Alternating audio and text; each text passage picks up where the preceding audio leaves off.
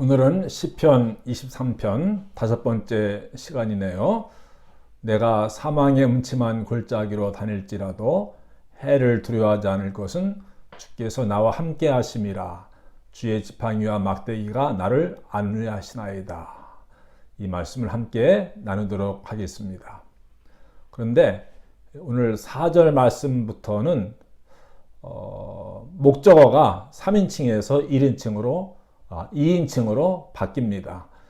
무슨 말씀인가 하면은 1절부터 3절까지에서는 여호와는 나의 목자시니 나에게 부족함이 없습니다.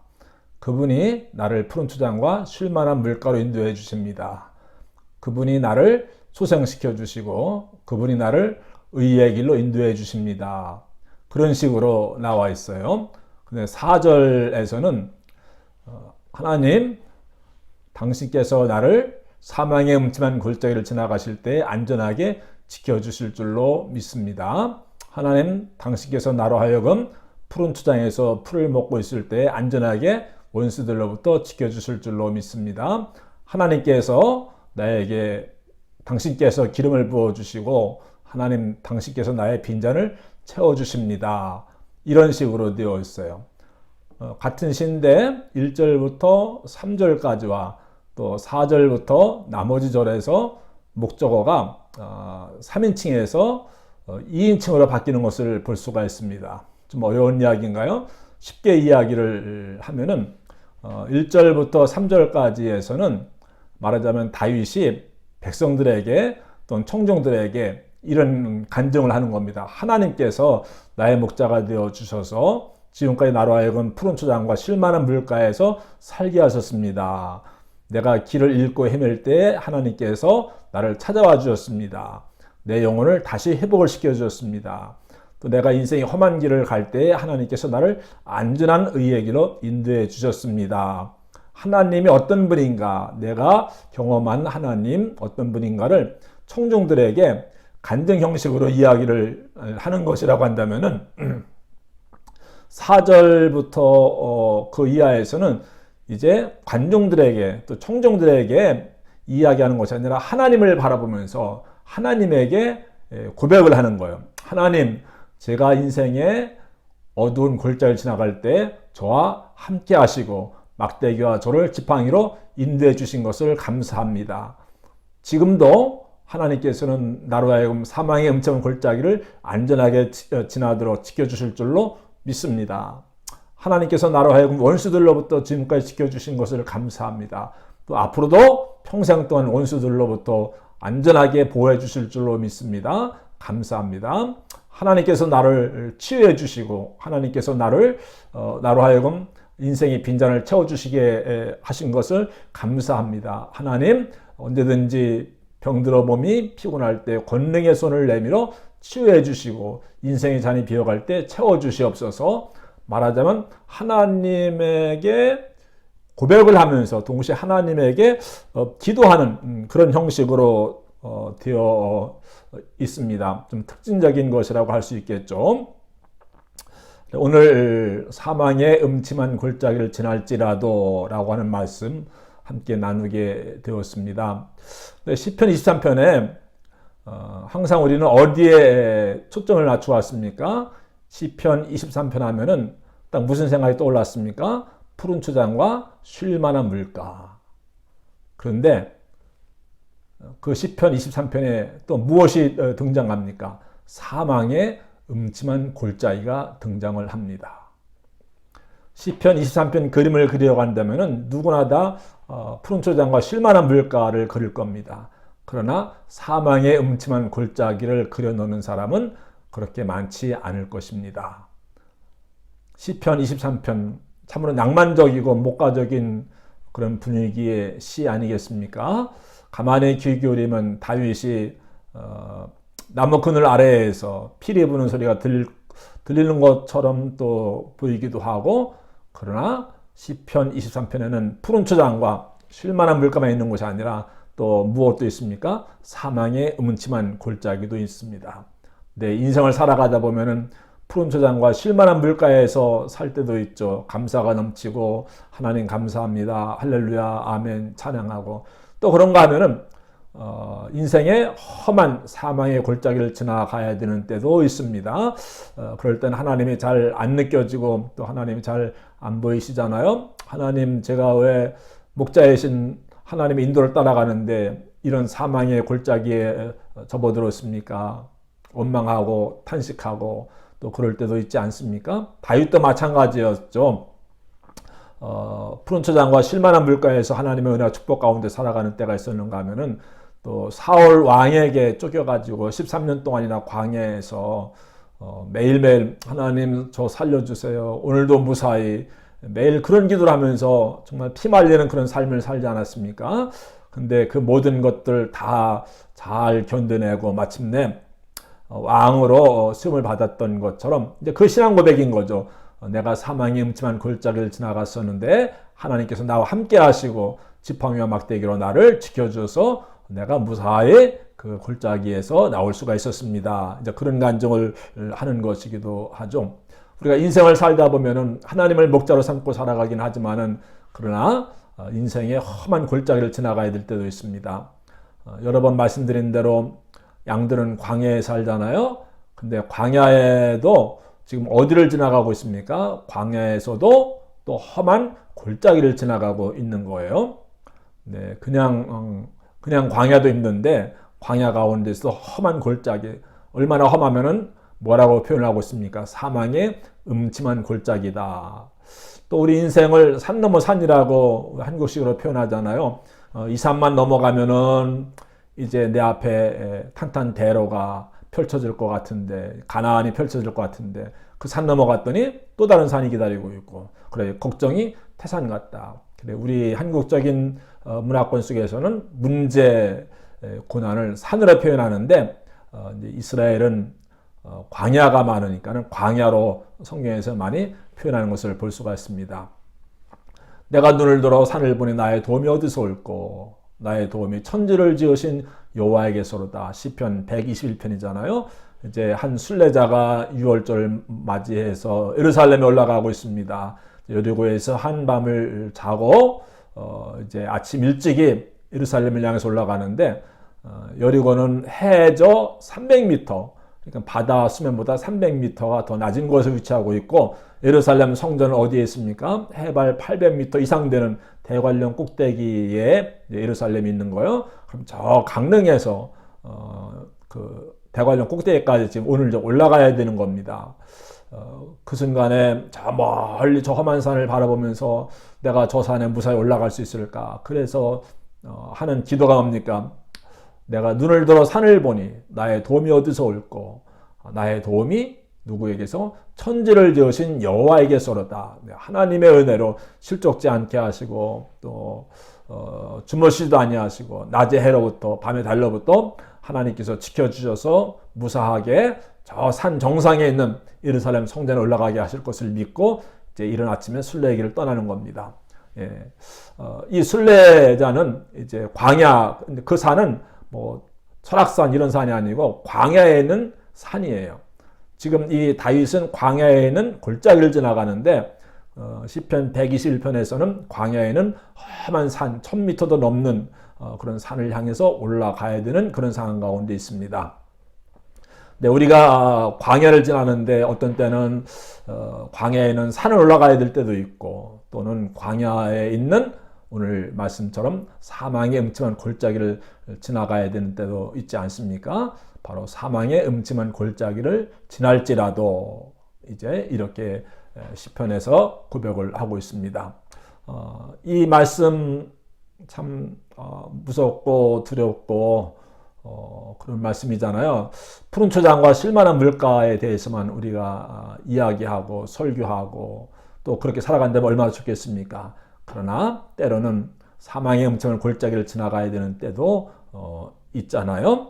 예, 특별히 요즘에 코로나 바이러스로 인해서 모두가 다 사망의 음침한 골짜기를 지나가고 있습니다.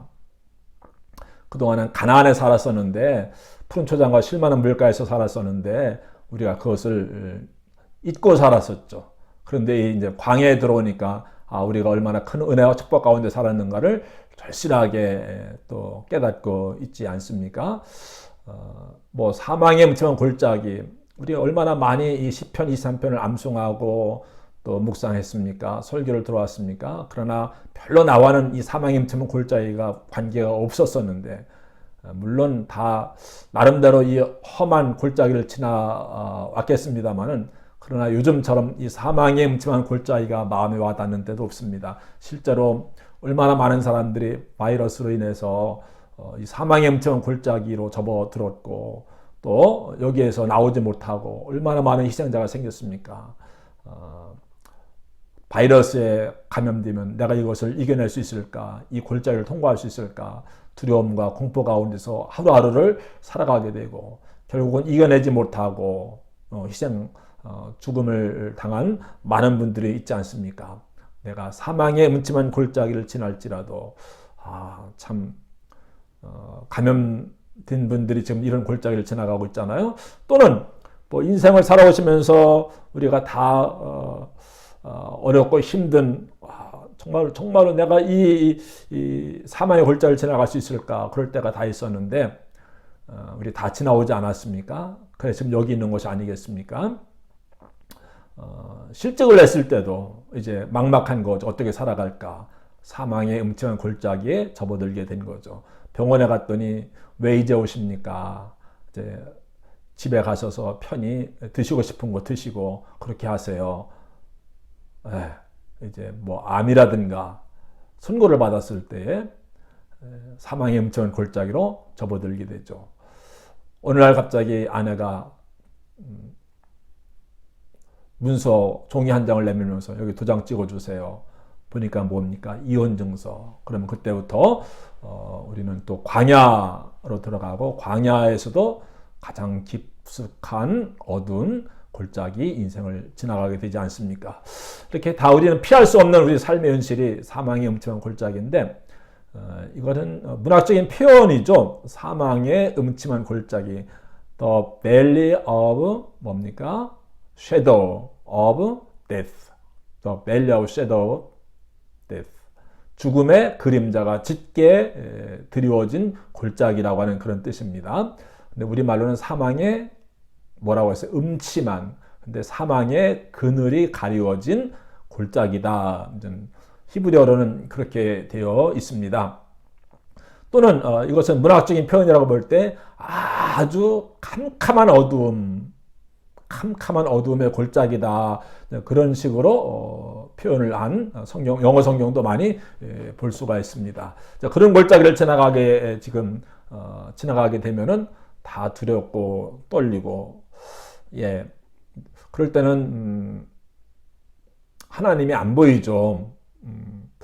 푸른 초장과 실만한 물가에서는 그렇게 하나님이 잘 느껴지고 가까이 계신 것처럼 보이고, 할렐루야 아멘, 축복과 은혜 가운데서 살아가고 찬양하고, 그런데 사망의 어두운 골짜기를 지나가게 되면은 그때 하나님이 잘 안 보이게 되고, 하나님의 부재를 느끼게 되고, 또 하나님의 침묵을 경험하게 되고, 그러면은 삶의 현실도 어려운데 또 영적으로도 다운되어지고 번아웃되어지고 침체되어지고, 그러면은 참 이제 사망의 음침한 골짜기를 지나가는 것이 어렵고 힘들게 되는 것이 아니겠습니까?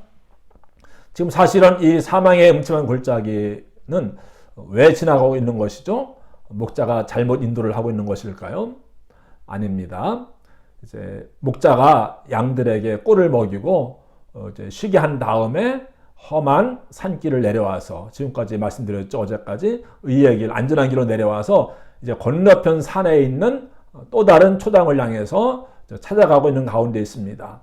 광야인데 산과 산 사이에는 무엇이 있을까요? 깊은 골짜기가 있습니다. 근데 얼마나 깊은지 그 골짜기에는 햇빛이 들지 않는 거예요. 그래서 사망의 음침한 골짜기, 또는 그것을 지나다가 잘못하면은 굴러 미끄러져서 떨어져 죽을 수도 있고, 또는 어딘가에 숨어있는 일이나 늑대가 와서 물어갈 수도 있고, 그러니까 초긴장을 하게 되는 거죠. 그래서 사망의 음침한 골짜기를 지나가고 있는 겁니다. 그러나 그 골짜기를 지나야만 건너편 언덕에 있는 산 중턱에 있는 또 다른 초당에 가서 푸른 풀, 쉴만한 물가, 또 꿀과 풀을 먹고 쉼을 얻을 수가 있는 거잖아요. 그래서 4절 다음에 이제 통과한 다음에 나오는 것이 어디입니까? 5절에 보니까는 주께서 내 원수의 목전에서 내게 무엇을 베푸시고 상을 베푸시고 양들의 상이 뭐죠? 밥상이죠. 초장이죠. 예.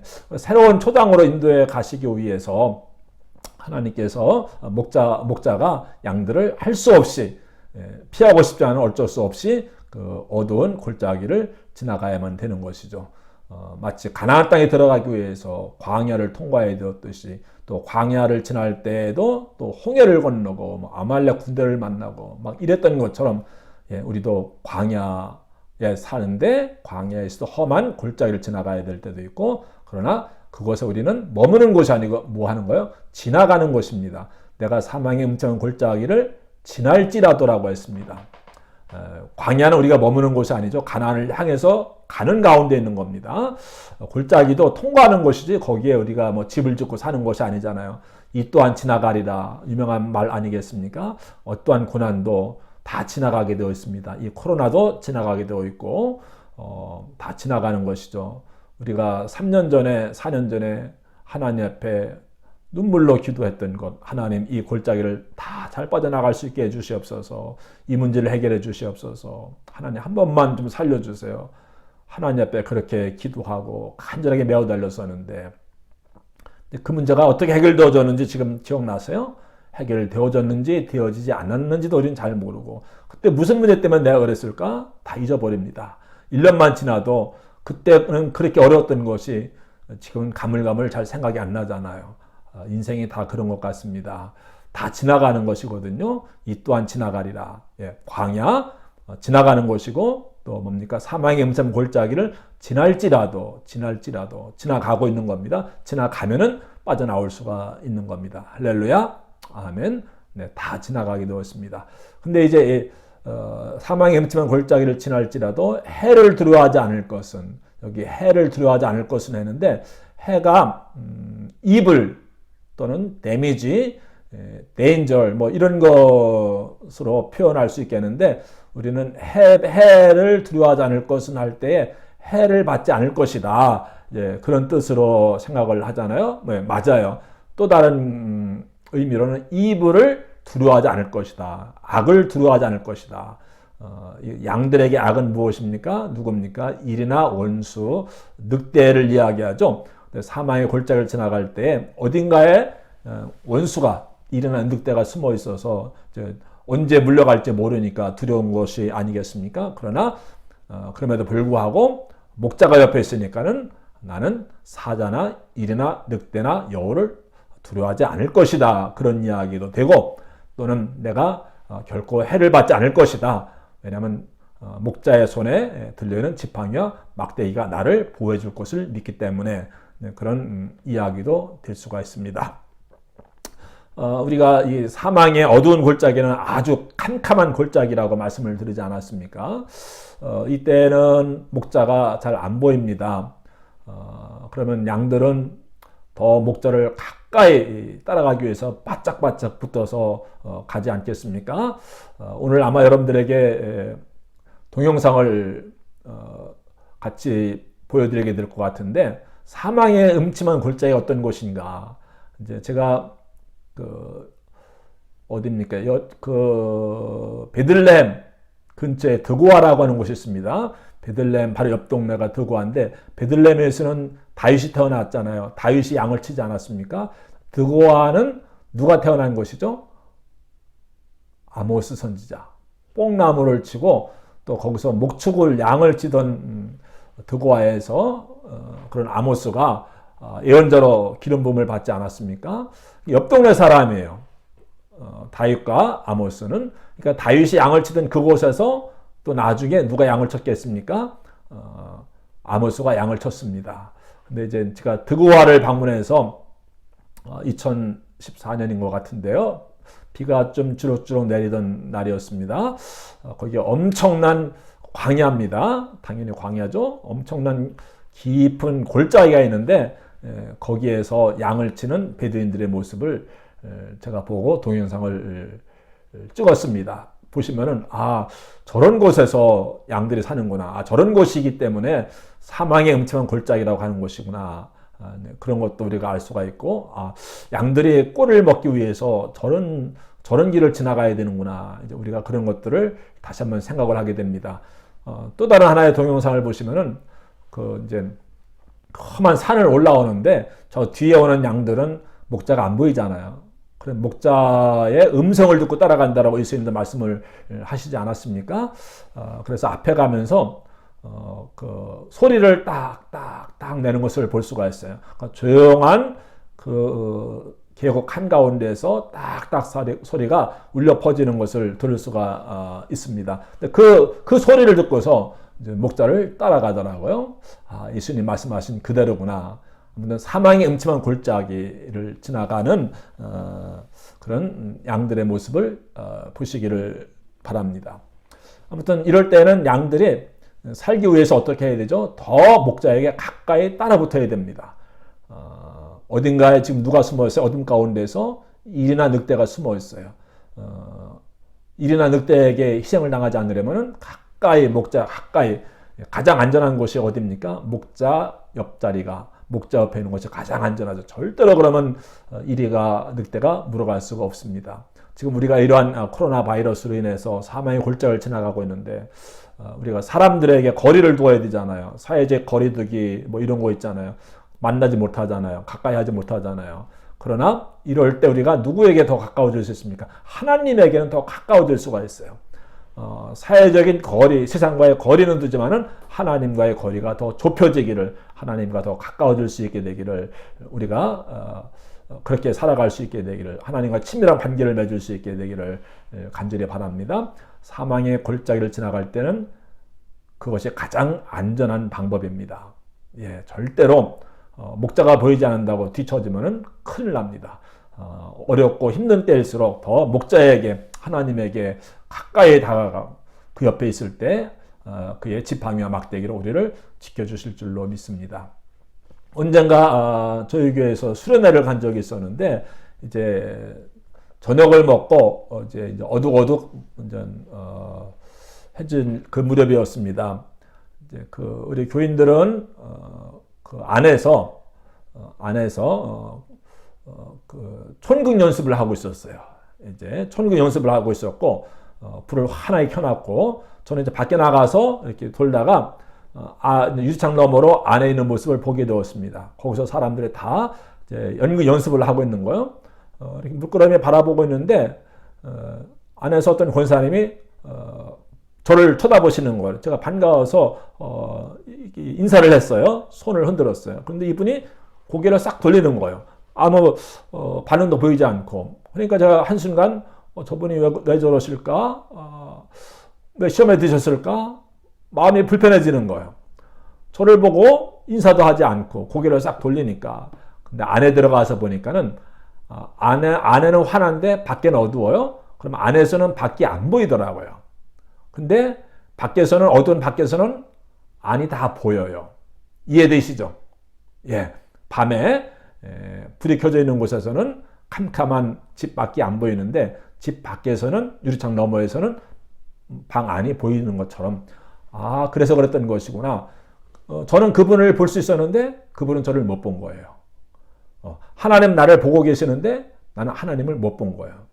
그러나 하나님이 안 보이는 것이지 하나님이 안 계신 것이 아니잖아요. 옆에 계신 거 아니겠습니까? 그 인디안 이야기입니다.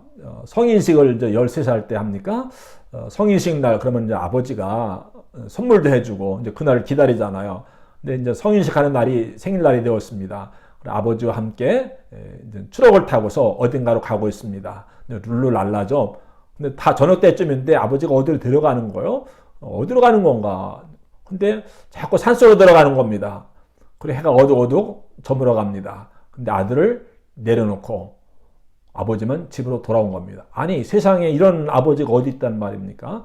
더군다나 그 성인식 날인데 아들을 산속에 버려두고 오는 그런 아버지가 세상에 어디 있습니까? 이 아이가 너무너무 두렵고 공포 가운데서 처음인 거죠. 이제 혼자서 밤을 지새우게 됩니다. 그러면서 아버지를 얼마나 원망했겠습니까?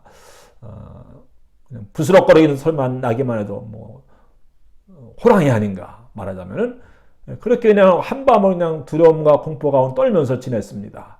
아버지가 얼마나 야속했겠습니까? 어떻게 아버지가 나를 버릴 수 있을까? 그런데 해가 동토하면서 어렴풋이 저쪽에 뭐가 보이는 것이었습니다. 가만히 보니까는 아버지가 거기 있는 거였어요. 아버지가 그 아이를 거기 두고 집으로 돌아간 것이 아니고 밤새도록 아버지는 아들을 지켜보고 있었던 거예요. 그러나 아들은 아버지가 안 보였죠. 아버지가 버린 줄 알았던 거죠. 하나님은 결코 우리를 버리지 아니하시죠. 어둠 가운데 있을 때 우리를 지켜보고 계십니다. 마치 그 태중의 아이가 엄마 뱃속에 얼마나 캄캄하고 어둡겠습니까? 그 안에서 두려울까요? 아닙니다. 그 아이는 어둠 속에 있는 것이 아니고 엄마의 품 안에 있는 겁니다. 엄마가 그 아이를 안고 있는 것입니다. 그래서 이런 유명한 말을 하고 싶습니다. 유명한 그 켄 가이어라고 하는 분 좋아하시는 분 계실 겁니다. 그분 세미나에 참석했는데 그 어둠에 대해서 이야기하면서 여러분이 인생의 어두운 밤을 지날 때 어두움이 여러분을 정복하지 못하게 하십시오. 인생의 밤을 지날 때 어두움이 여러분을 정복하지 못하게 하십시오. 이 아이는 어둠 가운데 있지만은 엄마의 품속에 있는 거예요. 우리가 어둠 가운데 있지만은 하나님의 품 안에 있는 거 아니겠습니까? 그것이 가장 안전한 것이 아니겠습니까? 네, 사망의 음침한 골짜기를 지나갈 때 하나님의 부재, 하나님의 침묵을 경험하게 될 때가 있습니다. 그러나 그때에도 하나님은 우리를 잊지 않고 기억을 하십니다. 우리를 안전한 곳으로 인도해 가실 줄로 믿습니다.